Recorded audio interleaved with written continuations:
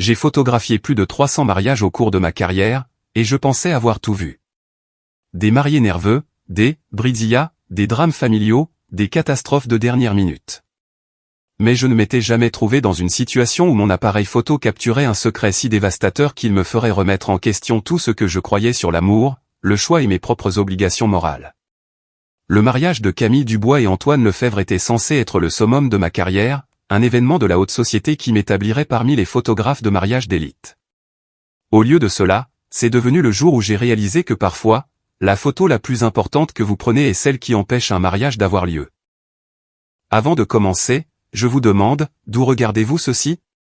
Partagez dans les commentaires ci-dessous et s'il vous plaît, abonnez-vous pour plus d'histoires sur les moments où des gens ordinaires trouvent un courage extraordinaire.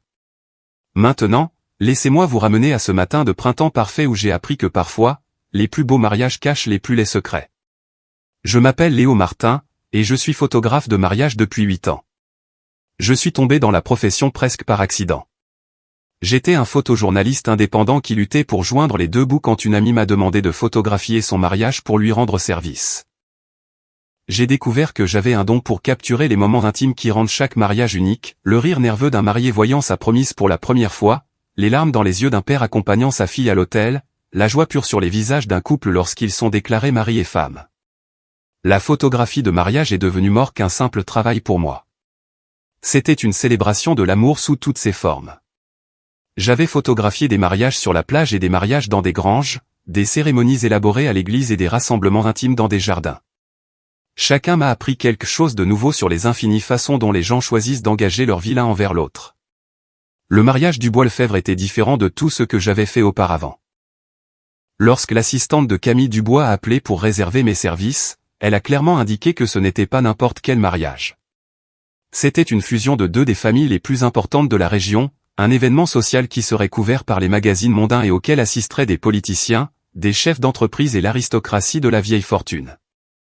Monsieur Martin, avait dit l'assistante d'un ton sec et professionnel, Mademoiselle Dubois a examiné votre portfolio et aimerait vous engager pour son mariage le 15 mai.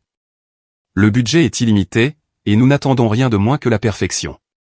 Le lieu était le domaine de la Chênaie, la propriété de la famille Dubois, un immense manoir qui appartenait à la famille depuis 4 générations.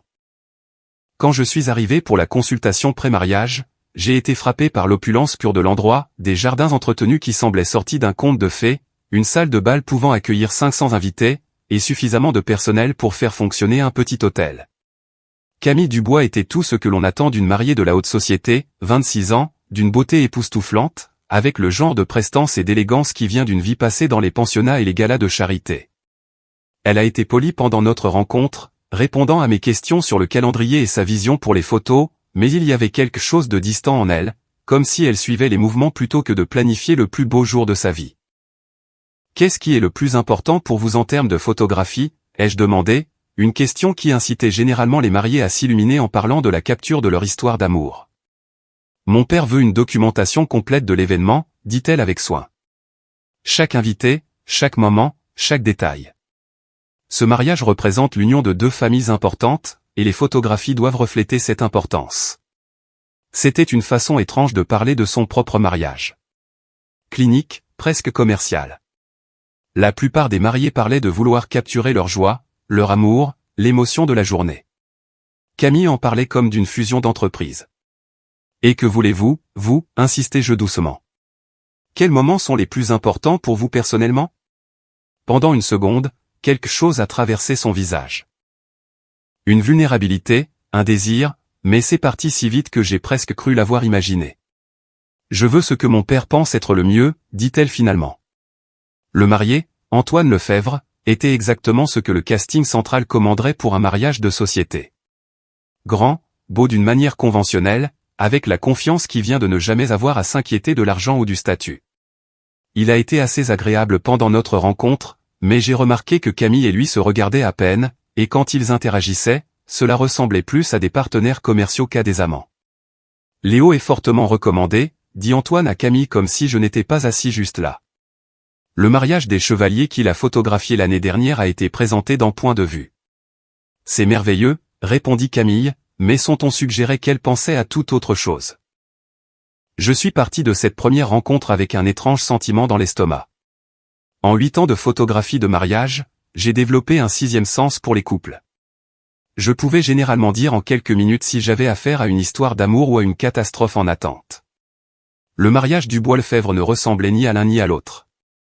On aurait dit une performance, mal répétée. Le matin du mariage s'est levé parfait. Ciel clair, une brise douce, le genre de journée qui rend les photographes reconnaissants pour leur profession. Je suis arrivé au domaine de la Chênaie à 7 heures du matin pour commencer à capturer le processus de préparation, en commençant par la suite nuptiale où Camille se préparait avec ses demoiselles d'honneur. La suite nuptiale était en pleine effervescence, coiffeurs, maquilleurs, demoiselles d'honneur en peignoirs assortis, et assez de fleurs pour approvisionner un fleuriste. Camille était assise au centre de tout cela comme une belle statue, se laissant pomponner et polir tout en conservant la même expression distante que j'avais remarquée lors de notre consultation.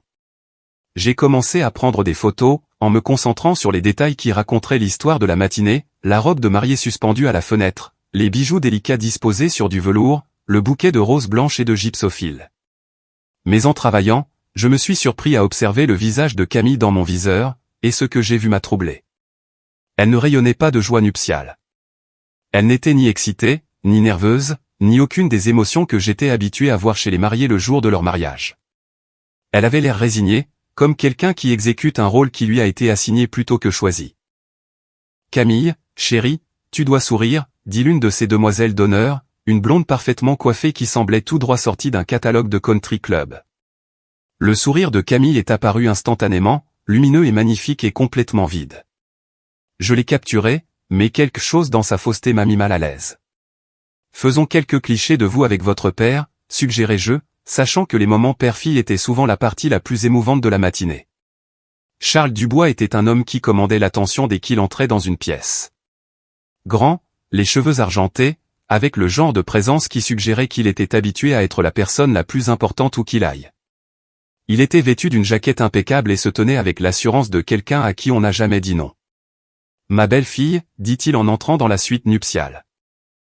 Mais il y avait quelque chose de possessif dans son ton qui m'a fait lever les yeux de mon appareil photo.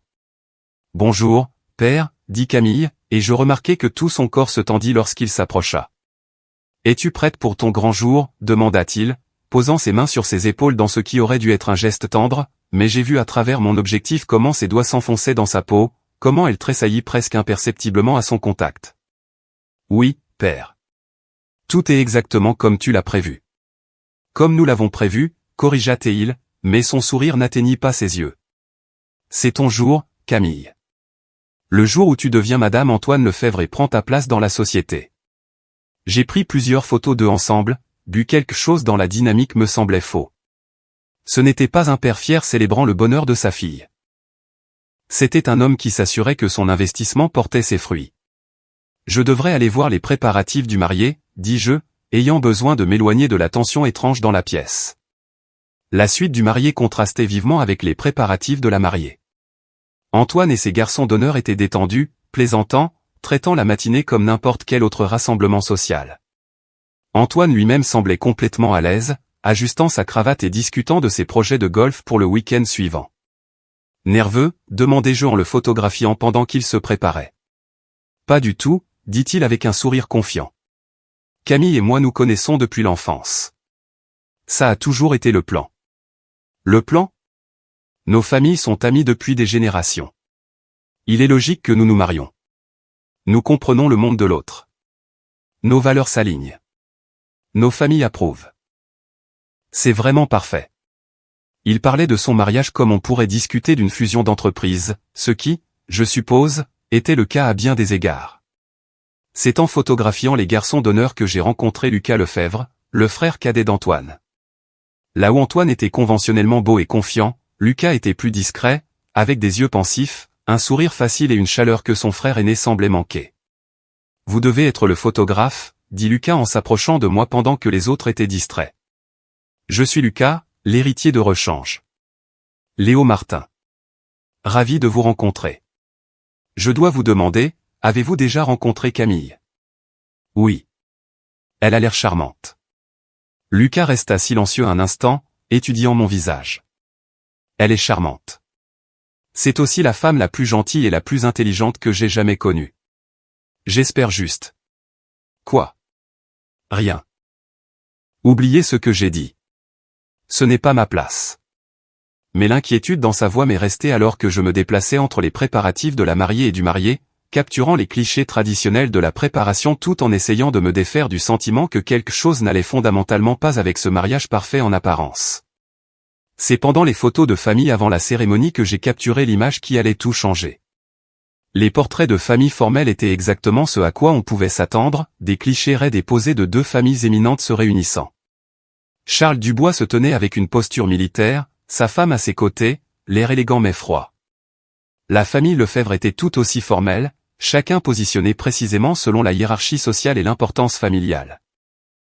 Mais c'est pendant une pause entre les pauses que je l'ai vu, un moment de connexion humaine authentique au milieu de tout cet artifice. Lucas s'était approché de Camille, qui se tenait un peu à l'écart du groupe, l'air dépassé par les procédures formelles. Il lui a dit quelque chose, j'étais trop loin pour entendre quoi et soudain, tout son visage s'est transformé. Elle a ri, un vrai rire qui a illuminé ses yeux et l'a fait paraître comme une personne complètement différente. Juste un instant, le masque est tombé et j'ai vu qui était vraiment Camille sous toutes les attentes et les obligations. J'ai levé mon appareil photo instinctivement et j'ai capturé le moment, Camille en plein rire, sa main sur le bras de Lucas, tous deux se regardant avec une intimité et une chaleur que je n'avais pas vue entre elle et Antoine de toute la journée. Ce n'était qu'une fraction de seconde, puis la voix de Charles Dubois a tranché le moment comme un couteau. Camille, nous sommes prêts pour la prochaine photo. La lumière dans ses yeux s'est éteinte instantanément. Le masque s'est remis en place. Elle s'est éloignée de Lucas et a repris sa position dans la formation familiale. Mais j'avais vu la vérité. Je l'avais capturée. Alors que l'heure de la cérémonie approchait, je me suis retrouvé dans une position impossible. J'avais un travail à faire, documenter ce mariage, capturer les moments qui deviendraient le compte rendu officiel de cette union. Mais j'avais aussi la preuve que la mariée était désespérément malheureuse, qu'elle était forcée à un mariage qu'elle ne voulait pas. Les invités ont commencé à prendre place dans le jardin où la cérémonie devait avoir lieu. C'était un cadre à couper le souffle, des centaines de chaises blanches disposées en rangées parfaites, un autel décoré de milliers de fleurs blanches, un quatuor à cordes jouant de la musique classique. Tout était impeccable, élégant, cher. Je me suis positionné pour capturer le cortège, vérifiant mon équipement une dernière fois. Dans 30 minutes, Camille Dubois descendrait cette allée et deviendrait Madame Antoine Lefebvre, et je documenterais chaque instant. Mais je ne pouvais pas m'empêcher de penser à cette photographie, le seul moment de bonheur authentique que j'avais capturé de toute la journée, le moment où Camille avait été elle-même, pas le rôle qu'on attendait d'elle. J'ai pris une décision qui allait à l'encontre de tous mes instincts professionnels. J'ai trouvé Camille dans la suite nuptiale, seule pour la première fois de la journée. Ces demoiselles d'honneur étaient parties prendre leur place pour le cortège, et elle se tenait devant un miroir en pied, fixant son reflet avec une profonde tristesse.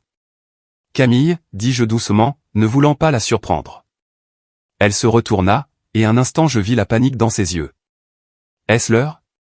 Sont-ils prêts pour moi ? » « Pas encore. Vous avez encore quelques minutes. » J'ai fait une pause, sachant que ce que j'allais faire pourrait mettre fin à ma carrière. Je voulais vous montrer quelque chose. J'ai affiché l'image sur l'écran LCD de mon appareil photo, la photo d'elle riant avec Lucas. Elle a eu le souffle coupé en la voyant. « Pourquoi me montrez-vous ça ?» a-t-elle murmuré. « Parce que de toutes les photos que j'ai prises aujourd'hui, des centaines, c'est la seule où vous avez l'air vraiment heureuse. » Des larmes ont commencé à se former dans ses yeux. « Vous ne comprenez pas. Ce mariage. Il ne s'agit pas d'être heureuse.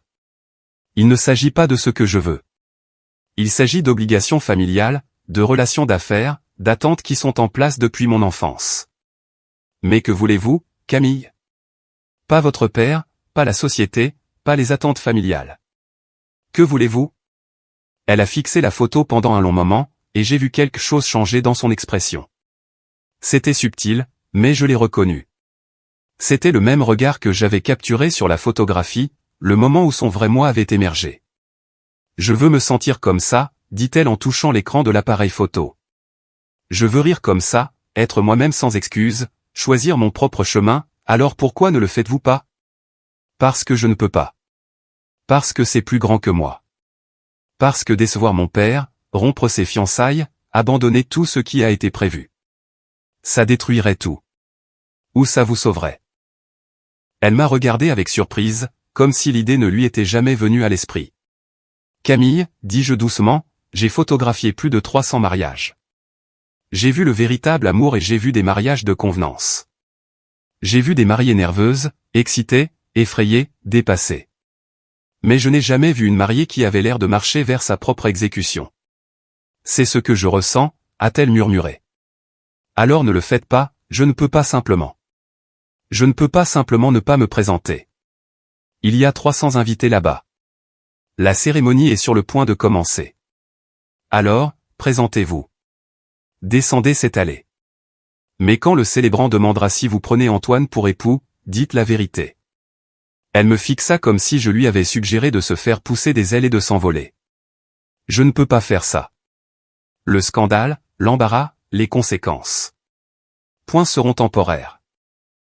Mais épouser quelqu'un que vous n'aimez pas, vivre une vie qui n'est pas la vôtre, c'est permanent. Un coup à la porte nous interrompit. Camille, c'était la voix de son père. C'est l'heure. Elle me regarda une dernière fois, puis la photographie sur l'écran de mon appareil photo.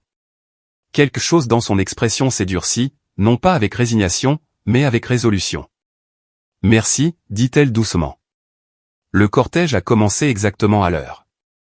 Les demoiselles d'honneur ont descendu l'allée en formation parfaite, suivies par la bouquetière et le porteur d'alliance. Le quatuor à cordes a commencé la marche nuptiale, et 300 invités se sont levés. Et puis Camille est apparue au fond de l'allée, son bras lié à celui de son père, ressemblant en tout point à la parfaite mariée de la haute société. Mais j'observais son visage à travers mon téléobjectif, et je pouvais voir quelque chose de différent dans son expression, une détermination qui n'était pas là auparavant. Elle a descendu lentement l'allée, ses pas mesurés et délibérés. Charles Dubois rayonnait de fierté à ses côtés, saluant de la tête des invités importants à leur passage.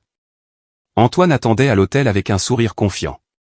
Quand ils ont atteint l'hôtel, Charles Dubois a soulevé le voile de sa fille et l'a embrassée sur la joue. « Je suis fier de toi », a-t-il murmuré, assez fort pour que mon microphone le capte. « Je sais, père, mais je suis sur le point de faire mes propres choix maintenant. » Il a eu l'air confus mais a reculé pour prendre sa place alors que Camille rejoignait Antoine à l'hôtel. Le célébrant, un homme distingué qui avait probablement officié à des dizaines de mariages de la société, a commencé la cérémonie avec les mots traditionnels, « Cher bien-aimé, nous sommes réunis ici aujourd'hui pour assister à l'union de Camille Dubois et Antoine Lefebvre dans les liens sacrés du mariage. » J'ai continué à photographier, mais mon cœur battait la chamade. Je n'avais aucune idée de ce que Camille allait faire, mais je pouvais voir la tension dans sa posture, la façon dont ses mains tremblaient légèrement en tenant son bouquet. La cérémonie s'est déroulée normalement à travers les lectures et l'échange des alliances. Les vœux d'Antoine étaient polis et appropriés, parlant de partenariat, de valeurs partagées et de la construction d'un avenir commun. Quand ce fut le tour de Camille, elle a parlé d'engagement, de famille et de devoir. Des mots qui sonnaient beaux mais semblaient creux. Et puis vint le moment de vérité. « Antoine, dit le célébrant, prenez-vous Camille pour votre légitime épouse, pour l'avoir et la garder, dans la maladie et la santé, pour le meilleur et pour le pire, jusqu'à ce que la mort vous sépare ?» Oui, je le veux, dit Antoine avec assurance. Camille, continua le célébrant, prenez-vous Antoine pour votre légitime époux, pour l'avoir et le garder, dans la maladie et la santé, pour le meilleur et pour le pire, jusqu'à ce que la mort vous sépare? Le silence s'est étiré pendant ce qui a semblé une éternité. Camille a regardé Antoine, puis son père au premier rang, puis la mère de visages impatients qui la regardaient. Finalement, son regard a trouvé Lucas debout parmi les garçons d'honneur, et je l'ai vu puiser de la force dans ce qu'elle a vu dans ses yeux. « Non, dit-elle clairement. Je ne le veux pas. » Le souffle collectif des 300 invités était audible, même par-dessus le bruit de mon obturateur. Le visage d'Antoine est devenu blanc de choc. « Camille, qu'est-ce que tu fais ?» a-t-il murmuré d'urgence, mais Camille avait trouvé sa voix, et elle ne murmurait plus. « Je dis la vérité, » dit-elle en se tournant vers les invités assemblés. « Je dis la vérité que j'aurais dû dire il y a des mois, des années. Ce mariage n'est pas une question d'amour. C'est une question d'affaires, d'attente familiale, de maintien du statut social et des partenariats financiers. » Charles Dubois était maintenant debout, le visage violet de rage. « Camille, arrête ces bêtises immédiatement. »« Non, père, je n'arrêterai pas. Je ne ferai plus semblant. » Sa voix se renforçait à chaque mot. « J'ai passé toute ma vie à être la fille parfaite, à suivre le plan parfait, à me préparer pour le mariage parfait avec l'homme parfait, mais rien de tout cela n'est parfait si ce n'est pas ce que je choisis. Elle se tourna vers Antoine, et je pouvais voir un regret sincère dans ses yeux. Antoine, tu es un homme bon, et tu mérites quelqu'un qui t'aime complètement, mais cette personne n'est pas moi. Nous savons tous les deux que ce mariage a été arrangé par nos familles et nous savons tous les deux que nous nous contentons de la commodité plutôt que de l'amour. Camille, s'il te plaît, dit Antoine. Mais il y avait du soulagement dans sa voix en même temps que de l'embarras. Nous pouvons en discuter en privé. Plus de discussions privées. Plus de planification de ma vie dans les salles de conseil et les country clubs. Elle a retiré sa bague de fiançailles et l'a placée doucement dans sa main. Je suis désolé pour l'embarras, pour les dépenses, pour la perturbation, mais je ne suis pas désolé d'avoir choisi ma propre vie. Le jardin a sombré dans le chaos. Les invités étaient debout, parlant en chuchotement choqués. Charles Dubois se frayait un chemin à travers la foule, ayant clairement l'intention d'entraîner sa fille loin de l'hôtel. Madame Dubois s'était évanouie et était prise en charge par plusieurs dames de la société. Mais Camille n'avait pas terminé.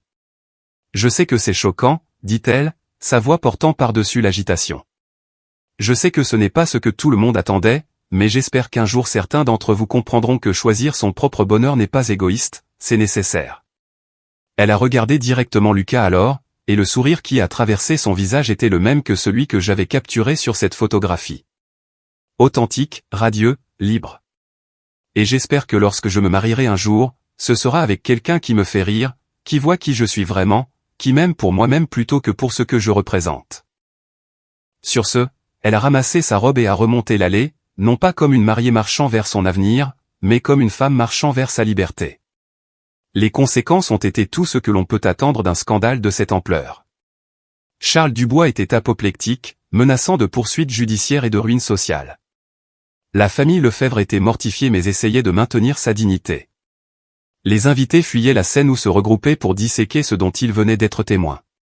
J'ai continué à tout photographier, sachant que ces images raconteraient une histoire différente de tous les albums de mariage que j'avais jamais créés. Mais le moment le plus important est venu alors que Camille atteignait le fond du jardin. Lucas s'était détaché du cortège et marchait vers elle, son visage plein d'inquiétude et de quelque chose qui ressemblait beaucoup à de l'amour. « Camille » a-t-il appelé. Elle s'est arrêtée et s'est retournée, et quand elle l'a vu approcher, son visage s'est illuminé de ce même sourire radieux. « Est-ce que ça va » a-t-il demandé en l'atteignant. « Je vais mieux que bien. Je suis libre. Que vas-tu faire maintenant ? Je ne sais pas. Pour la première fois de ma vie, je n'ai pas de plan, pas d'attente, pas de chemin prédéterminé. C'est terrifiant et merveilleux. » Lucas a tendu la main et a pris la sienne. « Voudrais-tu de la compagnie pendant que tu y réfléchis ? Tu es sûr ?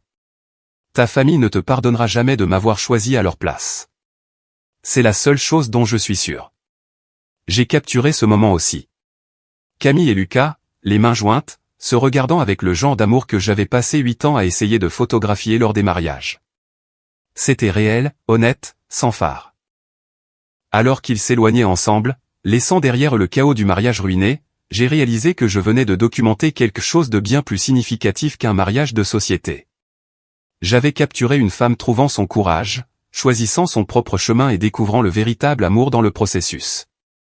Le scandale a dominé les pages mondaines pendant des mois. Charles Dubois a renié publiquement Camille, bien que j'ai entendu par des connaissances communes qu'il a finalement changé d'avis quand il a réalisé que le bonheur de sa fille comptait plus que ses relations d'affaires. La fusion commerciale Dubois-Lefebvre a échoué, mais les deux familles ont survécu à la déception financière. Antoine, il s'est avéré, était plus soulagé que dévasté. En 6 mois, il sortait avec une femme qu'il avait rencontrée dans son country club, quelqu'un qui partageait ses intérêts et ses valeurs et qui voulait réellement l'épouser. Quant à moi, je pensais que ma carrière dans la photographie de mariage de la haute société était terminée. Qui engagerait le photographe qui avait encouragé une mariée à s'enfuir à l'hôtel ? Mais je me trompais. La nouvelle s'est répandue, et j'ai commencé à recevoir des appels d'un autre type de clients, des couples qui voulaient un photographe qui se souciait plus de capturer la vérité que de maintenir les apparences. Mon entreprise a en fait grandi, et je me suis retrouvé à travailler avec des gens qui valorisaient l'authenticité plutôt que la perfection. 1 an après le mariage Dubois-Lefebvre qui n'a jamais eu lieu, j'ai reçu un appel inattendu. Léo, c'est Camille. Camille Dubois. Enfin, en fait, bientôt Camille Dubois-Lefebvre, mais pas de la manière que tout le monde attendait. Camille, comment allez-vous? Je vais merveilleusement bien. Vraiment merveilleusement. Et j'appelle parce que Lucas et moi nous marions le mois prochain, et nous aimerions beaucoup que vous photographiez notre mariage. Je serais honoré. Ce ne sera rien de tel que le dernier mariage que vous étiez censé photographier pour moi. Nous le faisons dans le jardin de Lucas. Peut-être 50 invités. Très simple et décontracté, mais ce sera réel cette fois. Ce sont les meilleurs types de mariages à photographier. Le mariage de Camille Dubois et Lucas Lefebvre était tout ce que le premier n'était pas, petit, intime, joyeux et absolument authentique. Camille portait une simple robe blanche qu'elle avait achetée en magasin. Lucas portait un costume qu'il possédait déjà, et ils ont échangé des vœux qu'ils avaient écrits eux-mêmes. Mais les photographies de ce mariage étaient parmi les plus belles que j'ai jamais prises, car elles capturaient quelque chose qu'aucune somme d'argent ou de planification ne peut créer, deux personnes qui s'étaient choisies librement, complètement et sans réserve. Sur ma photo préférée de ce jour-là, Camille est en plein rire, la tête renversée en arrière de pure joie, tandis que Lucas la regarde avec une expression d'émerveillement et d'amour. C'est le même bonheur authentique que j'avais capturé sur cette première photographie, celle qui lui avait donné le courage de choisir son propre chemin. Cette photo est maintenant encadrée dans mon bureau.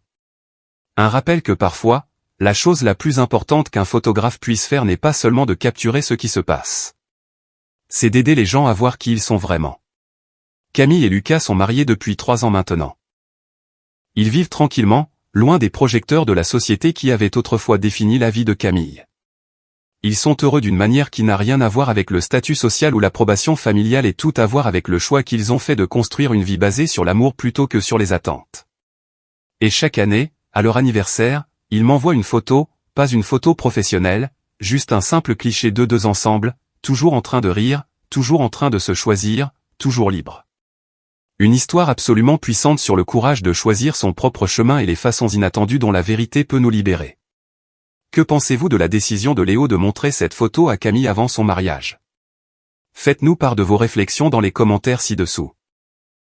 Si vous avez été ému par cette histoire incroyable sur le courage de choisir l'amour plutôt que l'obligation, veuillez montrer votre soutien en cliquant sur le bouton j'aime et assurez-vous de vous abonner pour plus d'histoires inspirantes qui célèbrent la connexion humaine authentique. N'oubliez pas de cliquer sur la cloche de notification pour ne jamais manquer une mise en ligne. Merci d'avoir regardé et à la prochaine.